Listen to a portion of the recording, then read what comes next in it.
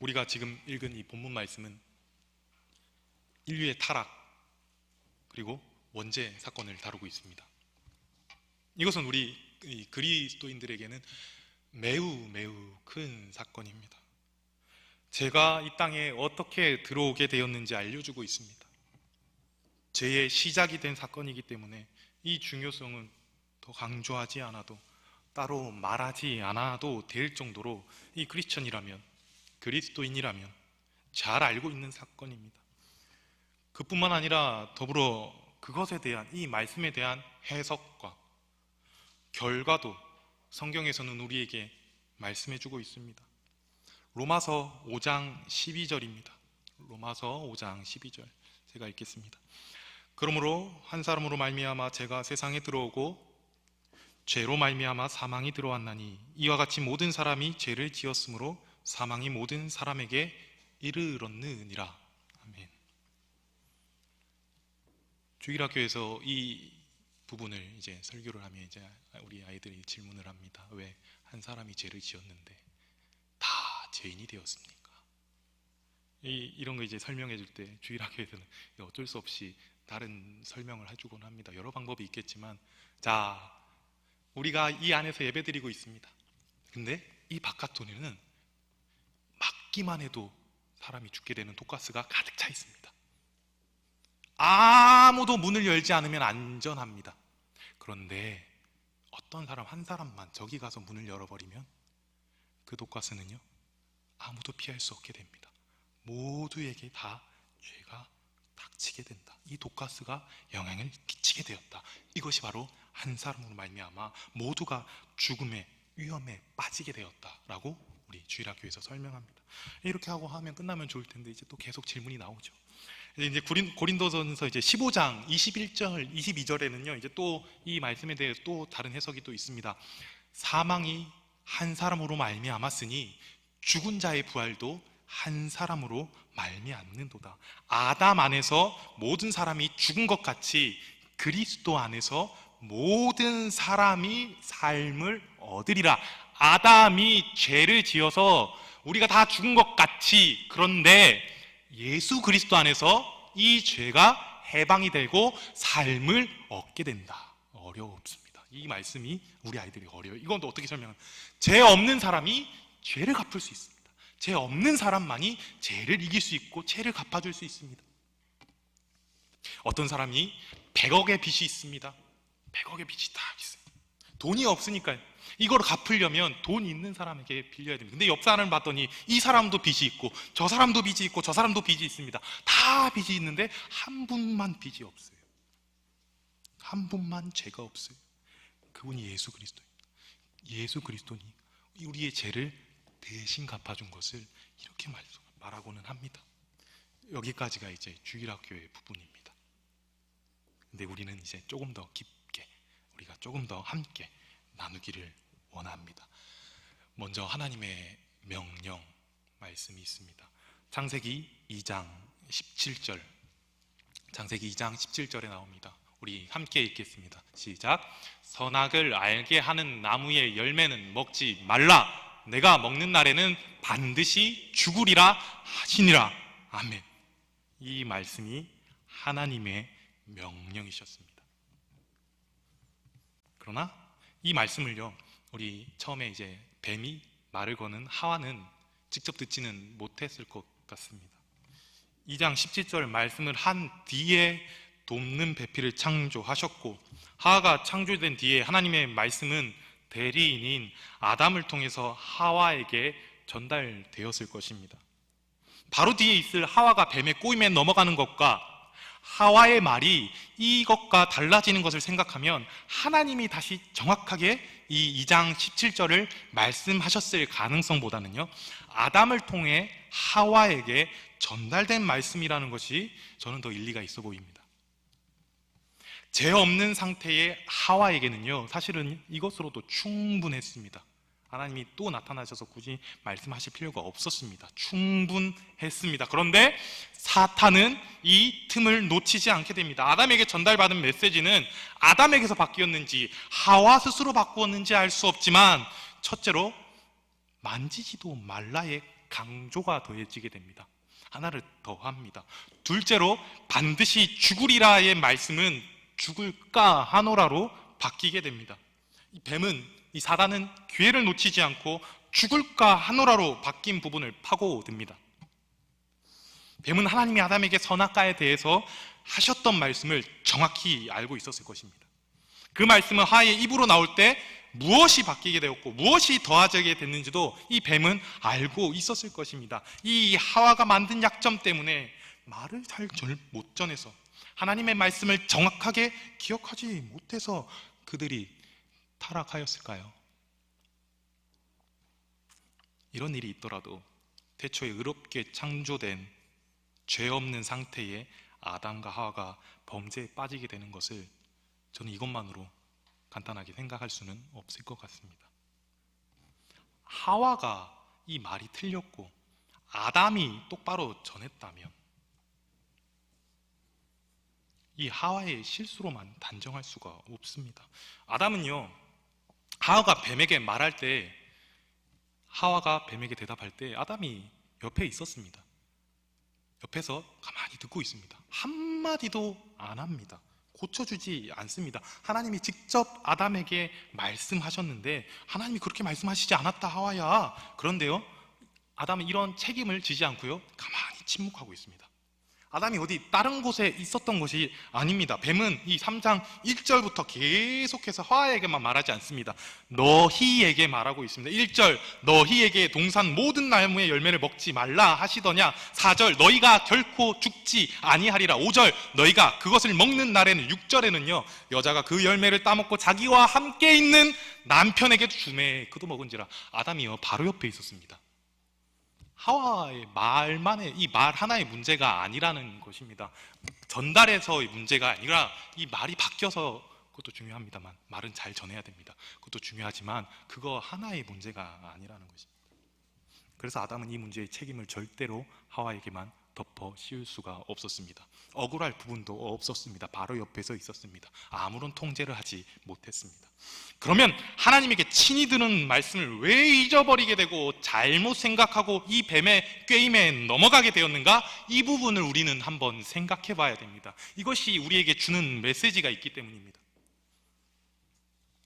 뱀의 방법이 이것이었습니다. 하나님이 아담에게 주신 먹는 날에는 너희가 죽게 되노라 해서 하와의 입에서 죽을까 하노라로 나오고, 이에 대해 뱀은 결코 죽지 않는다로 하나님이 주신 지식을요 부정하게 합니다. 하와의 인식을 흔듭니다. 뱀은 이제 너희가 할 수 있다? 너희가 할 수 있으면을 던져주고 있어요. 이게 문제입니다. 너희가 할 수 있으면, 이게 아주 큰 문제입니다. 당신이 할 수 있다면, 당신이 선악과를 먹을 수 있다면 당신은 죽지 않습니다. 그뿐 아니라 눈이 밝아져 하나님과 같이 됩니다. 새로운 지식을 그들에게 제시합니다. 스스로 해석자가 되고 스스로 해보라는 것입니다. 할 수 있거든 이라면서요.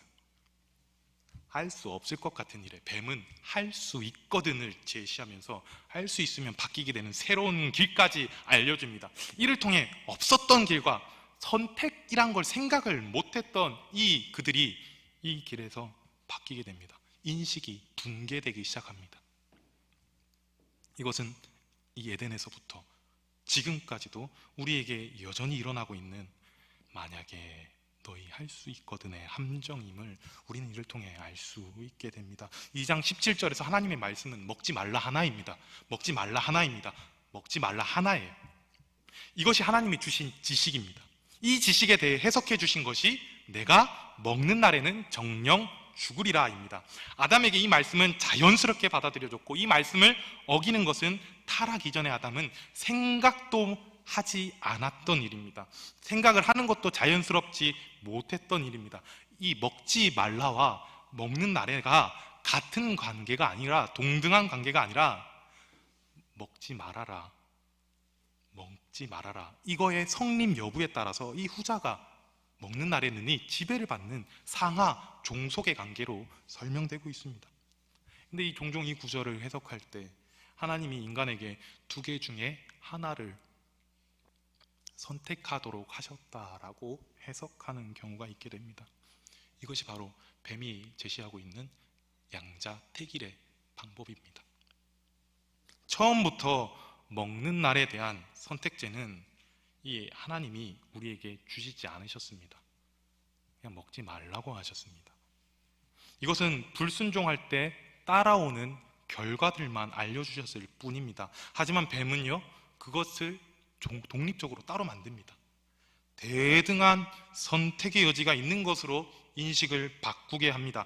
그리고 아담과 하와의 위치를 순종의 길밖에 없었던 그들을, 하나님의 명령 앞에서 순종의 길밖에 없었던 그들을 중립적인 위치로 바꿔버립니다. 순종할 수밖에 없었던 그들에게요, 순종하지 않는 이 중립적인 위치로 이 사람을 바꿔버립니다. 이것이 뱀의 방법이었습니다. 이 중립적인 위치가 하나님의 전제를 부정하는 것에서부터 시작되는 것이기 때문입니다. 이것이 뱀의 방법입니다. 하나님의 창조 의도와 무관하게 인간도 할 수 있다는 식의 착각은 창조주와 피조물의 구분을 허물게 되는 것입니다. 이것을 생각해야 됩니다. 이것이 뱀의 방법입니다. 그러면 선악과를 처음부터 두시지 말았어야 하는 것 아닙니까? 그렇게 질문할 수도 있습니다. 선악과를 두신 원래의 목적은 지금 제가 말한 이런 착각을 하지 말도록 하나님이 만들어 주셨습니다. 창조주와 피조물의 구분을 할 수 있도록 아담이 하와가 자신의 한계, 즉 자신의 경계를 알게 되는 안전장치였습니다. 아담과 하와는 에덴 동산에서 하나님의 대리인으로 왕과 같이 지냈을 것입니다. 무엇이든지 자신들 마음대로 할 수 있었을 것입니다. 그런 그들에게 하나님은요, 선악과를 두시면서요, 이 선악과를 통해서 그들의 경계를 정해주셨습니다. 그것은 아담에게 필요한 일이었습니다. 이것을 보면서, 선악과를 보면서 내가 이 땅에서 다 마음대로 할 수 있지만 나는 하나님의 피조물이다. 내가 창조주가 아니다. 그는 하나님의 피조물이며 하나님의 명령을 따르는 자라는 인식을 이 선악과를 통해서 아담에게 계속해서 상기되었을 것입니다. 선악과 자체가 하나님이 사람에게 자, 둘 중 하나를 선택해라의 중립적 위치가 아니라는 것을 우리는 알아야 합니다. 하나님은 그런 중립적인 위치로 사람을 창조하지 않으셨습니다. 이쪽으로 가라, 이쪽으로 가라, 둘 중에 하나를 골라라라고 우리에게 말씀하신 적이 없습니다. 이것은 아담을 위한 이 하나님의 배려이며 안전벨트와 같은 역할로 선악과를 이렇게 만들어 두신 것입니다. 그래서요, 자유의지의 문제도 아니게 되는 것입니다. 이 부분의 자유의지를 끌고 오는 것 자체가 뱀의 방법입니다. 자유라는 말 너무 좋은 말입니다. 자유를 지키기 위해서요, 인간은 자유로운 존재이지요, 자유권, 보장 등의 말들은 사람들을 쉽게 현혹시킵니다. 자유는 아주 중요한 것이고 모든 사람에게 철저하게 보장되어야 한다는 인식이 깔리게 되었습니다. 자유민주주의 국가에서 개인의 자유라는 틀 안에 자유의 보장을 가장 큰 것으로 여기게 됩니다. 이런 인식 속에서요, 하나님이 자유의지를 주셨다라는 단어는 선악과를 보면 하나님께서 자유롭게 선택하도록 주셨다고 오해하기 쉽습니다. 하지만 하나님은 선악과에 대해서 자유를 허락하지 않으셨습니다. 아무리 지금 자유가 강조되고 자유로운 삶이 보장된다고 하지만 누구도 법을 뛰어넘는 자유는 누릴 수 없습니다. 옆 사람의 물건이 탐난다고 해서 그냥 가져올 자유는 우리에게 아무도 없습니다. 즉 인간은 절대 선악과를 먹어서는 안 되는 위치였습니다. 자유의지 문제를 선악과에 적용할 문제가 아니라는 말입니다. 완전한 자유자는요, 누구십니까? 하나님 한 분뿐이십니다. 이것이 그리스도의 가치입니다. 그분만이 아무 것에도 구속, 속박, 제한 받지 않으시는 하나님이십니다. 그분만이 무엇이든 임의로 할 수 있는 분이십니다. 그 하나님께서 선하신 하나님이 되어주사 하나님은 우리에게 멸망의 길을 제시조차 하지 않으십니다. 창세기 2장 17절의 이 말씀은 하나의 말씀, 유일한 생명의 길이었으며 하나님은 생명을 지키라고 명령하셨습니다. 둘 중 하나를 선택하라고 하신 적이 없습니다. 인간은요, 분명 할 수도 있고 안 할 수도 있는 이 자유함이 보장되어 있습니다. 그것이 보장되었기 때문에 타락한 것도 사실입니다. 하지만 아담과 하와는 뱀의 이 인식의 공격이 있기 전까지는 이 부분을 자유의지의 문제로 고민하지 않았습니다. 이것은 선택의 문제가 아니었기 때문입니다. 그러나 뱀은 이 부분을 공격해서요, 하나님 그들에게 주신 인식을 바꾸게 하고 이들을 중립적인 위치로 바꾸어 버리면서 죄가 들어오게 되었습니다. 우리가 잘 알고 있는 요한복음 3장 16절 말씀도 이와 비슷합니다. 하나님 세상을 이처럼 사랑하사 독생자를 주셨으니 이는 저를 믿는 자마다 멸망하지 않고 영생을 얻게 하려 하심이라. 여러분, 이 말씀도요 똑같습니다. 하나님은 우리에게 영생의 길을 주시고 영생의 길로 가라고 명령하십니다. 그런데 사탄은 멸망하지 않고를요 다시 선택의 문제로 바꾸어버리고 영생의 길 옆에 멸망의 길을 제시해버립니다. 이것은 하나님이 우리에게 제시하는 것이 아닙니다. 하나님은요 멸망 또는 영생의 선택의 문제가 아니라 이것은 너희가 영생의 길로만 가야만 한다. 왜? 내가 너희 그렇게 가려고 나의 독생자 예수 그리스도까지 바쳐서 주셔서 우리에게 영생의 길을 열어주시고 에덴 동산에서 아담과 하와가 태초에 영생했듯이 다시금 우리에게 영생할 수 있도록 허락하신 것입니다. 그런데 뱀은 이것 또한 아담과 하와 때처럼 선택의 문제입니다. 중립적인 위치에서 보십시오. 길을 선택하십시오. 인간은 자유의지가 있지 않습니까? 둘 중에 하나의 길을 선택하십시오로 우리를 지금도 동일하게 현혹하고 있다는 말입니다.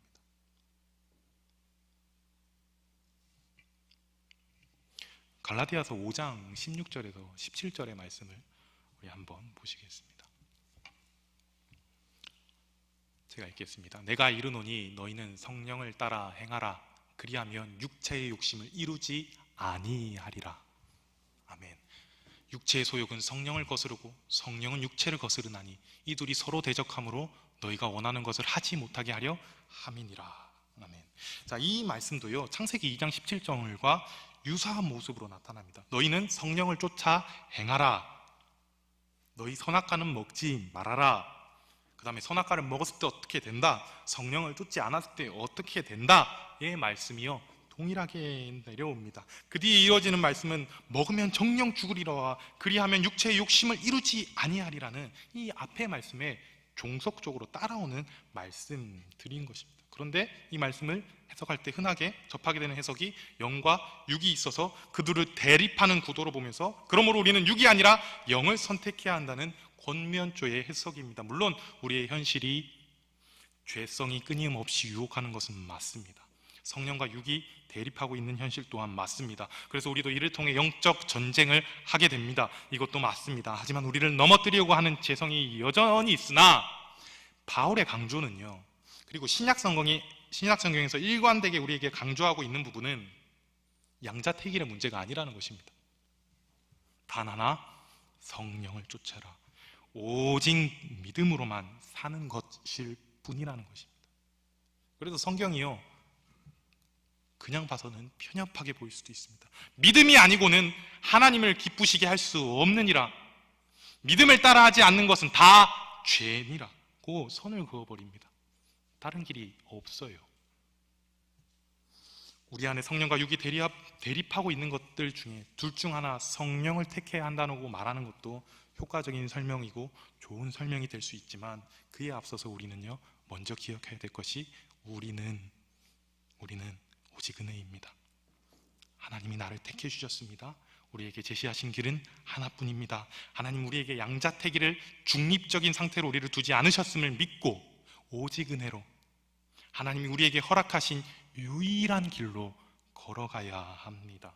그래서 창세기 3장 1에서 7절의 말씀이 그때만 끝나는 것이 아닌 이 신약 말씀에서도 동일하게 나타나며 또한 지금 우리에게도 동일하게 사탄을 통해 던져지고 있는 메시지이며 우리가 아담과 하와처럼 이것을 선택의 문제로 두어버리게 되었을 때 이미 우리는 죄에 빠지게 되는 위험성에 노출되게 되는 것입니다.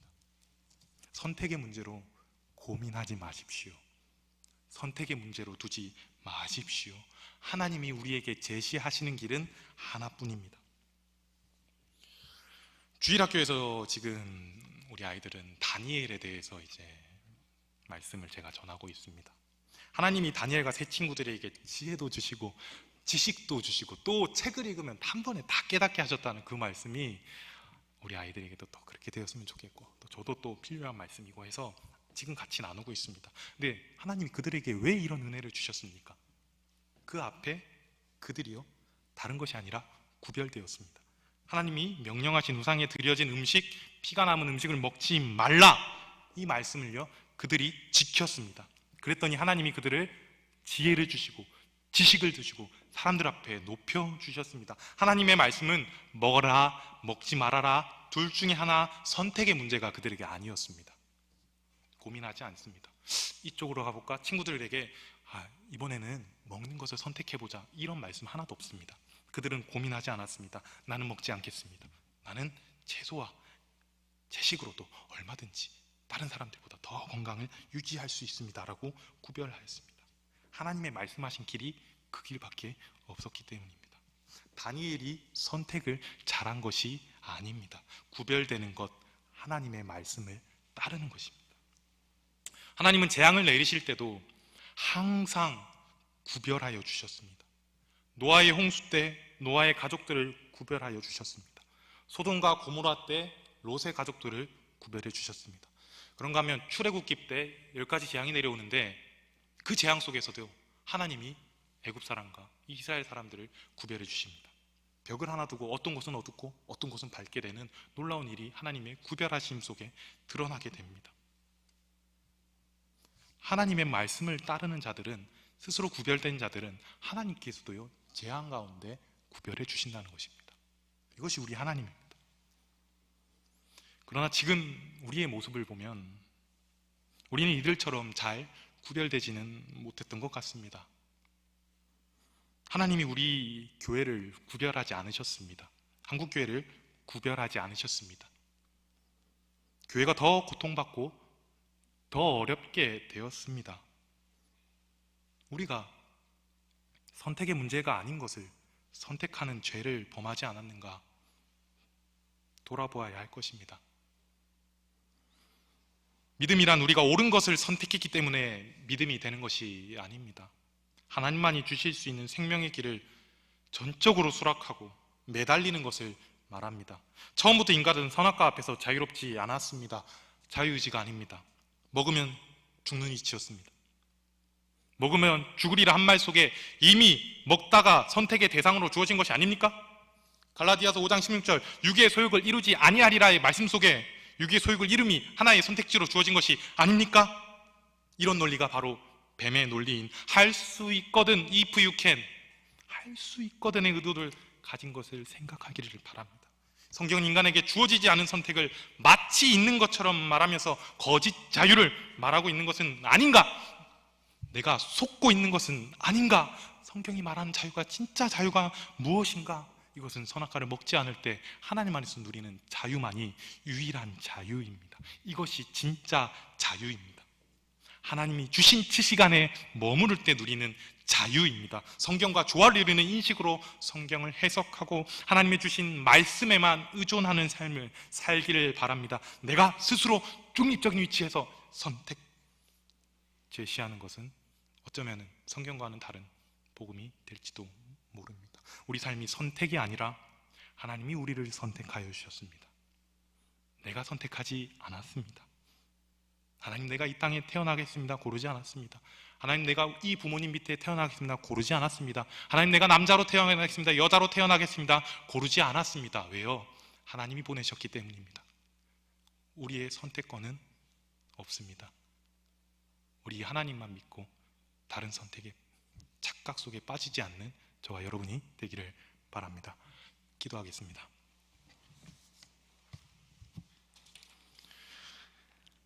살아계신 하나님, 우리에게도 지혜를 허락하여 주시옵소서. 지혜롭게 살 수 있도록 하여 주시옵소서. 무엇이 지혜인지 분별할 수 있도록 하여 주시옵소서. 내가 스스로 선택하겠습니다. 내가 스스로 이쪽으로 가겠습니다. 오만한 삶이 아니라 하나님 내게 주신 길 하나입니다. 하나님의 말씀을 따르며 살겠습니다. 다른 길은 내게 없습니다의 고백을 나의 고백으로 삼고 그것을 내 삶에 마음껏 누리며 하나님이 주신 자유 안에서 그 자유를 행복하게 가지는 우리 모두가 될 수 있도록 하나님께서 함께하여 주시옵소서. 예수 그리스도의 이름으로 기도드립니다. 아멘. 찬송가 310장입니다.